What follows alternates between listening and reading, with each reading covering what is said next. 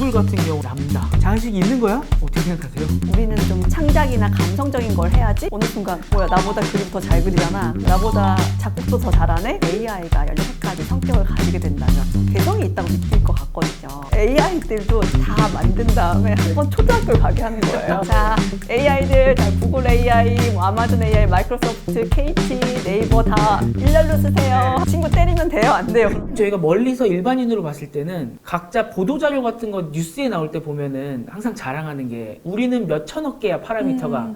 우리는 3천억 개인데 우리는 5천억 개 있어.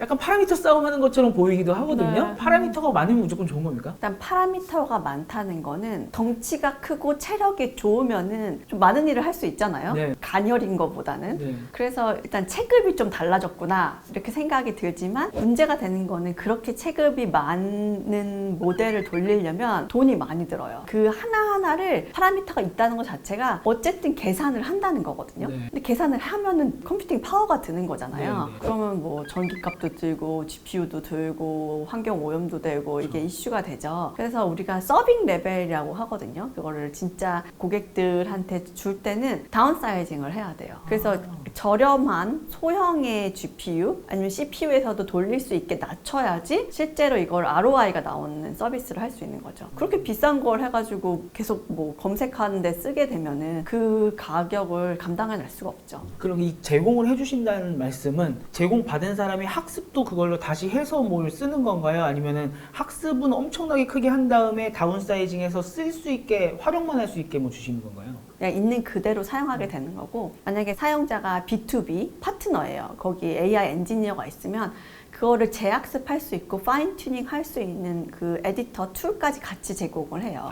그럼 이제 거기서 학습을 할 수 있게 되면은 그거에 맞는 이제 모델을 제공을 해야 되는데, 어쨌든 거기도 최종적으로 서빙 레벨로 갈 때는 경량화가 들어가긴 해야죠. 지금 또 한번 휙 지나가긴 했는데 이 B2B로 주실 때 아까 말씀하신 재학습, 네. 그다음에 파인 튜닝이라는 게 초거대 AI가 아까 말씀하신 대학생 정도니까 얘가 좀 전문 지식 박사급, 석사급 할 수 있도록 재학습을 하고 그다음 거기에서 포닥할 수 있게 파인 튜닝, 이 미세 조정 해갖고 정말 전문가 이렇게 좀 보면 될까요? 그렇게 볼 수도 있고요. 만약에 우리가 음식점에 취직을 했어요. 네네네. 그럼 맨 처음에 서빙을 해요. 그러다가 갑자기 캐시어를 보라고 하잖아요. 네네. 그다음에 뒤에 가서 햄버거도 좀 만들어 오고 파스타도 부어오라고 하는 거예요. 네. 그럼 우리는 서빙하는 줄 알고 갔는데 네. 잡이 늘어나는 거예요. 그렇게 되면 사람을 채용했다는 거는 하나 갖고 하나 일만 시키려는 게 아니라 그쵸. 승진도 하게 되면은 네. 뭐 갑자기 뭐 매니저도 할 수 있고 그쵸, 그런 그쵸. 건데, AI는 여전히 승진할 수 있는 구조는 아니에요. AI 제공해 준 다음에 맨 처음에는 음성 인식하는 AI 줄 테니까 잘 쓰세요. 그 다음에 네. 한 2년쯤 있으면 걔는 영상도 하는 AI가 될 거예요. 뭐 이렇게 승진하고 그러는 개념은 아니거든요. 네네. 그러니까 음성 인식을 하더라도 자연어 처리를 하더라도 맨 처음에는 뭐 경영학 학사를 받고 갔어요, AI가. 네네네. 근데 갑자기 좀 있다가 뭐 의학 학사를 하라고 네. 그러는 거예요. 그러면은 들어본 적이 없는 단어인데 그쵸. 갑자기 진단하라고 그러고 네. 갑자기 약 처방하라고 그러면은 다시 배워야겠는데 네. 공부를 해야 되잖아요. 네. 그런 공부를 하는 게 학습이죠. 정말 이렇게 천재분들을 보면은 말씀도 너무 쉽게 하시는 것 같아요. 근데 저는 일단은 디지털 리터러시라고 하거든요. 디지털 문해력, 독해력 이런 것들이 중요해서 그 우리나라 국민들이 모두 다 AI 리서처는 아니에요. 네네. 그리고 누군가는 AI를 사용하는 사람들이죠. 그리고 어느 분들은 아예 AI랑 상관없이 사시는 분들도 있어요. 네. 모든 일반 대중분들이 AI에 대해서 어느 정도 약간 가랑비에 옷 젖듯이, 아니 서당계 3년인 풍어를 읊듯이, 아, 나 저 단어 들어봤어. 아, 맞아. AI 그렇대더라. 뭐 하면서 좀 두려움이나 오해 이런 것들이 좀 없어졌으면 좋겠어요. 지금은 AI 얘기만 나오면은 아직도 터미네이터와 이 스카이넷이야. 그렇게 나오기 때문에 사실 그렇게만 생각하면 발전이 없잖아요. 이쪽에서는 계속 만들고 있는데 여기는 무조건 나쁜 거야라고 하면은 좋은 방향으로 오히려 더 못 갈 수 있으니까. 그 기술을 개발하는 데에는 네. 시행착오가 어차피 있어요. 그리고 우리가 100% 완벽한 걸 만들고 있는 건 아니고 100% 완벽한 기술이 있다고 생각하지는 않습니다. 네. 그거는 다 부족하고 더해져야 되는데 너무 얼리 스테이지에서 손가락질을 많이 해요. 그러면은 시행착오를 할 수가 없거든요. 네. 좀 여러모로 우리나라에는 조금 더 너그러워질 필요가 있어요. 네. 사람에 대해서도 좀 너그러워지고 뭐 사건 사고도 그렇고 이런 기술이나 심지어 뭐 경제적인 이슈들, 많은 사회적 이슈들에 대해서도 좀 너그러워지셨으면 좋겠습니다. 또 아까 또 이어서 좀 잡담 하나만 더 하자면은 저희 채널에 나와서 이게 AI를 굉장히 쉽게 설명해 주신 분들이 네. 네이버 하정우 소장님, 그다음에 또 남세동 대표님 계시는데 정말 비유도 너무 잘하시고 너무 쉽게 설명 잘하시는데 또 두 분 다 같이 있어 네. 보셨잖아요. 맞습니다. 네, 하정우 소장님이랑 일을 아예 같이 하셨었고 그쵸, 3년 동안 일 같이 네. 했죠. 남세동 대표님이랑은 동아리 학교 선후배. 동아리 역시 또 그때부터 비유의 전쟁을 하셨던 게 아닌가. 아닙니다. 저는 네. 쪼렙입니다.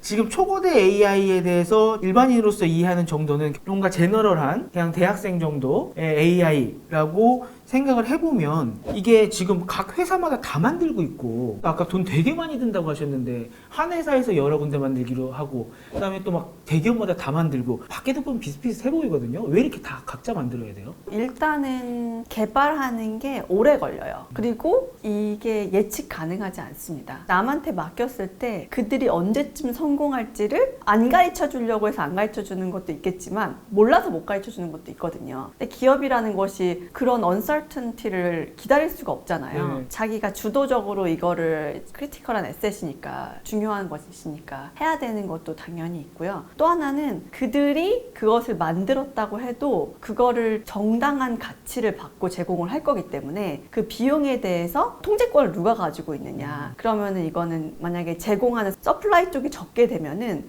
디맨드에서는 가격 내고를 할 수가 없습니다. 그때 그 헤게모니를 누가 쥐고 있느냐, 칼자루를 누가 쥐고 있느냐 했을 때 아무래도 니고시에이션 파워를 위해서도 백업이 있는 게 좋긴 해요. 이거는 뭐 경제 논리에서 그 대체제가 없는 이상은 정확히 이건 기울어져 있는 거거든요. 그래서 그렇게도 해야 되고 어느 기업이 만들었다고 해도 그게 만능이 아니에요. 근데 내가 만나고 있는 고객, 내가 서빙을 해야 되는 사용자, 파트너들은 다른 요구사항을 가지고 있거든요. 그 요구사항을 그들이 맞출 수가 없죠. 이 도메인 날리지는 뭐 내가 가지고 있거나 내가 들은 거니까요. 그렇기 때문에 그거에 맞춰서 from scratch에서 R&D 해야 될 필요성이 있습니다. 아까 말씀하신 뭔가 재학습도 해야 되고 미세 조정도 해야 되는데 거기에랑 가격 조정을 해갖고 사 온 다음에 그거를 또 재학습시키고 미세 조정하는 게 내가 그냥 초거대에 만드는 것보다 더 비쌀 수도 네. 있는군요. 그러니까 그 일정, 가격, 그다음에 퀄리티에 대해서 누구도 보장해 줄 수가 없잖아요. 그럼 당연히 각자 하긴 해야 되죠. 지금은 각자 전쟁을 하다가 어느 순간 애플이나 구글이 앱스토어를 만들어서 두 군데가 남은 것처럼 나중에는 그렇게 될 수도 있는 거예요? 지금 뭐 KT도 생각하는 게 우리가 풀어야 되는 문제들의 모든 걸 우리가 풀 수 있다고 생각하진 않아요. 어느 정도는 다 에코시스템, 서로 생태계를 통해서 해결을 할 수밖에 없는데 가장 중요한 역량들은 우리가 내재화해야 된다고 생각하고요. 그 나머지에 대해서는 다양한 시도들이나 간헐적인 요구사항들은 당연히 이런 생태계를 통해서 풀어야 된다고 생각을 합니다. 그래서 뭐 각 기업들도 중요한 코어 기술들은 각자 가지려고 하겠죠. 네. 근데 좀 보편적이거나 오히려 스케일의 원리로 인해서 많으면 더 싸지는 게 있긴 하잖아요. 그래서 그런 것들은 조금 같이 공통적인 거, 보편적인 걸 사용하려는 게 있겠죠. 구글 같은 경우는 얼마 전에 나왔던 람다 대화 내용 보니까 나 도망가고 싶어, 뭐 나가고 싶어 약간 이런 이야기 해갖고 지금 짤만 보신 분들은 거의 지금 벌벌 떨고 있거든요. 자의식이 있는 거야? 어떻게 생각하세요? 저희가 그 창작의 영역도 인간의 고유의 영역이라고 생각한 게 불과 2, 3년 전이에요. 네.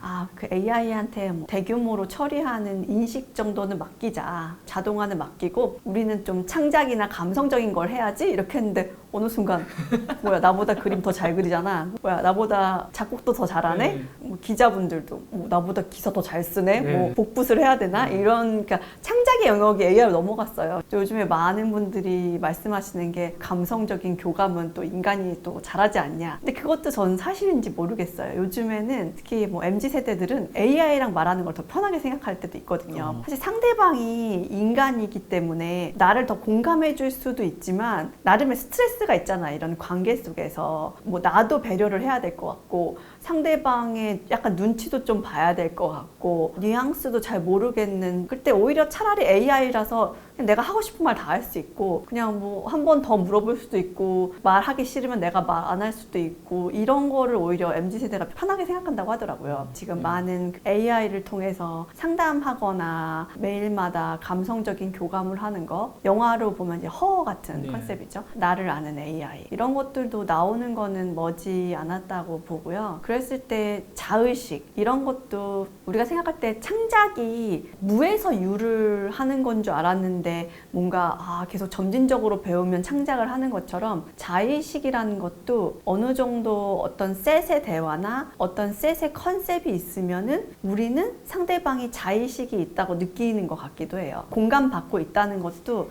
어느 정도 몇 가지 컨셉들이나 몇 가지 컨텍스트가 있으면은 우리는 좀 공감을 받고 있다고 느끼는 상황도 발생하는 것 같아서 아마 지금 자의식이라고 느끼는 게 이게 우리가 인간이 자의식이 있다는 것 중에 중요한 거는 대체될 수가 없다는 거거든요. 우리 사람은 우연의 뭐 결과로 태어난 걸 수는 있지만 한 명 한 명은 엄청 유니크하잖아요. 네네. 쌍둥이조차 유니크해요. 그래서 생명의 존엄성이라는 거는 대체 불가능하다는 것에서 오기도 하고 그 사람이 뭐 탄생하고 자라올 때까지 너무나도 많은 정성이 필요하잖아요. 생명의 존엄성과 그게 연관을 짓는다면 AI한테 자의식이 있다고 해도 그게 생명이나 인간의 레벨로서 동급이라고 생각할 수는 또 없을 것 같아요. 네. 그러니까 의식적인 거. 이거는 어느 정도 저희가 컴퓨테이션, 그런 아티피셜 인텔리전스로 충분히 카피 앤 페이스트 할 수 있는 게 아닐까라는 정도가 듭니다. 두 가지 측면에서 바라볼 수 있겠네요. 하나는 인간의 창작성, 그 다음에 아까 말씀하신 공감, 뭐 네. 자의식. 이런 게 과연 어디에서 나왔던 거냐, 이것도 결국 학습된 거 아니냐라는 인간에 대한 재성찰을 해보는 계기가 될 수도 있고, 그러면은 AI가 지금 인간처럼 하고 있냐라는 면에서 봤을 때는 오히려 얘는 그거는 또 아니고 그 한 사람 한 사람의 구분할 수 있는 개성이 있는 거는 또 아닌 얘는 학습된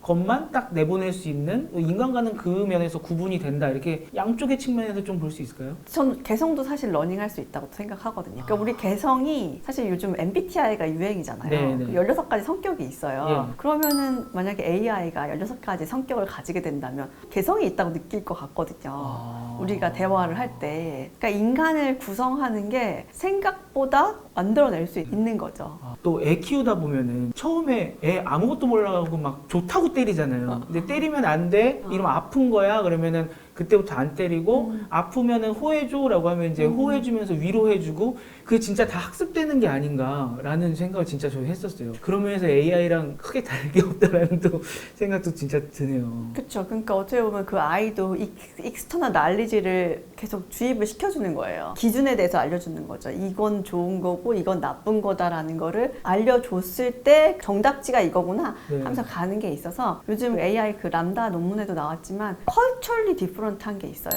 어느 문화에서는 괜찮은 게 어느 문화에서는 안 괜찮잖아요. 네네네. 그러니까 지금 AI도 뭐 제너럴한 인텔리전스를 갖게 되지만 미묘한 차이들이 다 있어요. 네. 뭐 우리나라만 해도 지역마다 또 다른 게 있잖아요. 세대마다 지금 다르잖아요. 다르죠.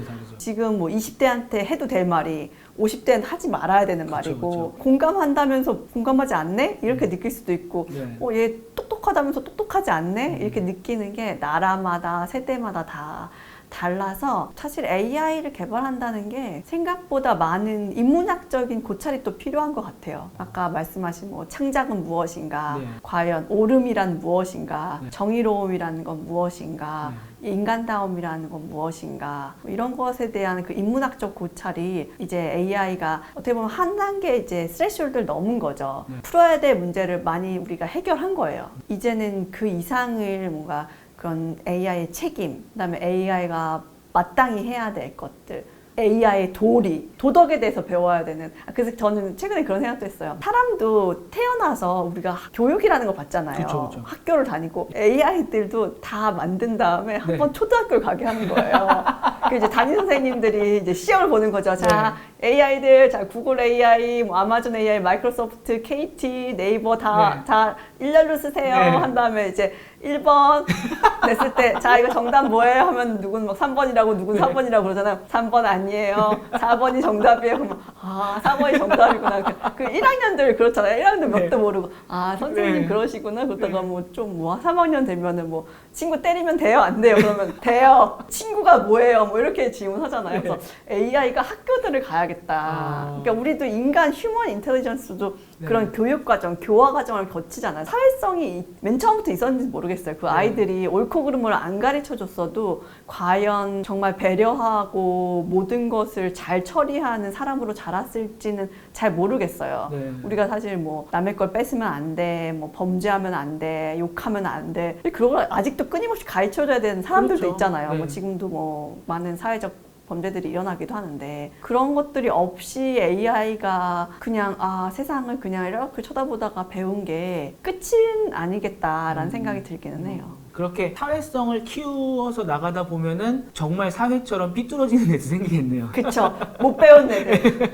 쟤네 왜 백날 가르쳐도 못 알아듣니? 다시 가서 배워와라. 뭐 엄마 뱃속에 다시 가라. 뭐 이런 네. 얘기도 하잖아요. 어둠의 AI가 되겠군요. 그쵸. 그런 애들은 이제 사용에 대해서 그 인증을 안 준다든지 아. 초등학교는 졸업해야지 어디 뭐 취직할 수 있어요. 그런 네, 거죠. 네. 뭐 음식점에 취직하려도 네. 어느 초등학교 나오셨어요? 그러면 거기는 공인된 초등학교가 아니에요. 다른 초등학교 나오세요. 어디 미국 초등학교 나오셨어요? 미국 어느 주요? 뭐 이렇게 한국 초등학교요? 그럼 한국에서 일할 수 있겠네. 미국 초등학교 가야 미국에서 일할 수 있어요. 뭐 이렇게. 아 진짜 재밌는 개념이네요. 그게 문제가 몇 번 됐었던 게 예전에 MS가 만들었을 때인가요? 막 인종차별 발언이랑 남녀차별 같은 그쵸. 발언 해갖고 바로 하루 만인가 닫고 그다음에 구글 포토도 사실은 그때는 뭐 초고대 AI는 아니었던 것 같은데 막 뭐 흑인과 이런 거를 잘못 분류하고 이랬었는데 그거는 어디에서 문제가 생기는 거예요? 데이터가 잘못인데 그 데이터를 만든 거는 우리 사람이거든요.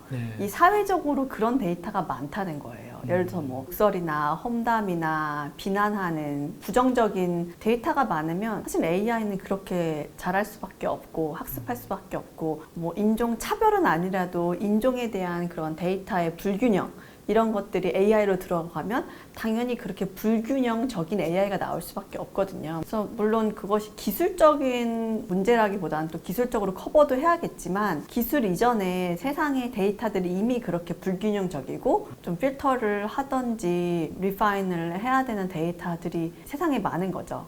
AI가 이제는 거의 데이터와의 싸움이에요. 과연 데이터를 어떻게 잘 정제할지, 어떤 데이터를 써야 될지. 그래서 아까 말씀하신 람다 같은 경우도 그 추가적인 것에 대해서 파인 튜닝을 해서 그 람다에 유용하다 아니면은 좀 사회적으로 괜찮다 이런 것들을 파인 튜닝하는 프로세스를 하면 괜찮다라는 게 논문의 내용이거든요. 뭐 나가고 싶어 막 이게 나중에 고쳐질 수 있다는 거예요. 네, 그거를 이제 평가 지표 매트릭을 만들어서 뭐 이거는 세이프한지, 이거는 충분히 뭐 유용한지 이런 것들에 대한 추가적인 매트릭스를 만들어서 했을 경우에 훨씬 그냥 인텔리전트한 large AI가 아니라 조금 더 사람이 기대하는 인텔리전트한 액션을 한다라는 게 또 논문 내용이거든요. 그러면 얘가 저희가 원하는 AI가 되는 방법은 데이터 딴에서 좀 잘 걸러서 주는 방법이 하나가 있고 아까 비유해 주신 나중에 학교 보내는 방법이 있고 두 가지 방법이 다 있는 거네요. 그렇죠. 그 학교 보내는 게 결국에는 추가적인 데이터를 넣는데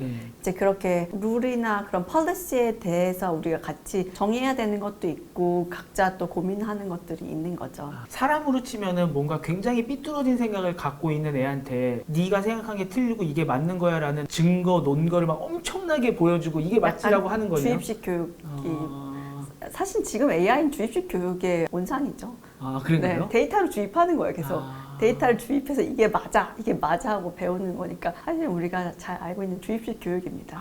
그래서 제가 요거 좀 여쭤봐도 되는지 모르겠는데요. 사회 이슈 중에 하나라서 일론 머스크가 트위터를 인수한다고 막 얘기가 나왔을 때 되게 비싸게 주고 인수하잖아요. 일부에서 어떤 말씀을 하셨냐면은 AI 봇 만든다 그랬잖아요. 테슬라 봇. 그게 뭐 제너럴한 약간 로봇을 만든다고 했기 때문에 걔가 좀 제너럴한 AI를 갖추고 있어야 되는데 근데 테슬라는 데이터가 잘 없다. 자연어 처리할 데이터가 많지 않다. 트위터가 그런 자연어 처리하기 위한 되게 좋은 소스가 될 것이다라는 얘기를 또 분석을 봤거든요. 그게 그럼 좀 맞는 얘기로 볼 수 있는 건가요? 네, 정확히 일론 머스크가 어떤 의도를 가지셨는지는 제가 다는 모르겠지만 만약에 소셜 네트워크를 AI를 위해서 필요하다라고 하면 저는 그거는 충분히 납득을 할 수가 있는 것 같아요. 지금도 뭐 네이버, KT가 있다면 네이버가 가진 데이터 중에 뭐 카페, 블로그 이런 그 업로드된 데이터들 있잖아요. 네. 그다음에 KT 같은 경우는 뭐 전화 통화 내지는 지금 사용자가 했던 뭐 커스터머 서비스에 대한 데이터들이 있는데 이런 것들이 개인 정보를 이제 비식별화한 후에 그 서비스 품질 향상을 위해서는 사용할 수 있거든요. 그러니까 CS 센터 전환 네. 문제 같은 거요. 그래서 그런 데이터들이 있었을 때 훨씬 그 상황에 맞춤형 더욱더 풍성한 AI를 만들 수가 있거든요. 만약에 뭐 꼭 AI를 위해서만 SNS가 중요하지 않고 더 많은 것을 위해서 중요할 것 같지만 AI를 위해서라도 그 데이터의 가치는 아주 소중하죠. 거기에 또 뭐 사진도 있고 뭐 영상도 올라오고 하니까요. 굉장히 힙한 이야기들이 많지 않습니까? 그, 또 트렌드가 있잖아요. 그런 어떤 사람들이 소셜 네트워크를 통해서 이렇게 휘청휘청하는 그런 트렌드도 좀 중요해요. 얼마나 이것이 임팩트가 있는가, 어떻게 퍼져나가는가. 그리고 그 네트워크 자체도 참 중요한 데이터입니다. 누구와 누구가 왜 친해졌고 어떻게 정보가 브로드캐스팅 되는가. 그게 AI 학습할 때도 중요한 거예요. 그것 중요한 그 서비스나 그런 사업에 대한 비즈니스 모델이 있죠. 그런 거에 대해서도. 이런 면에서 보니까 약간 이해가 되기도 하고요. 왜 그러나 했었는데 그거 확실히 의미가 있는 거군요.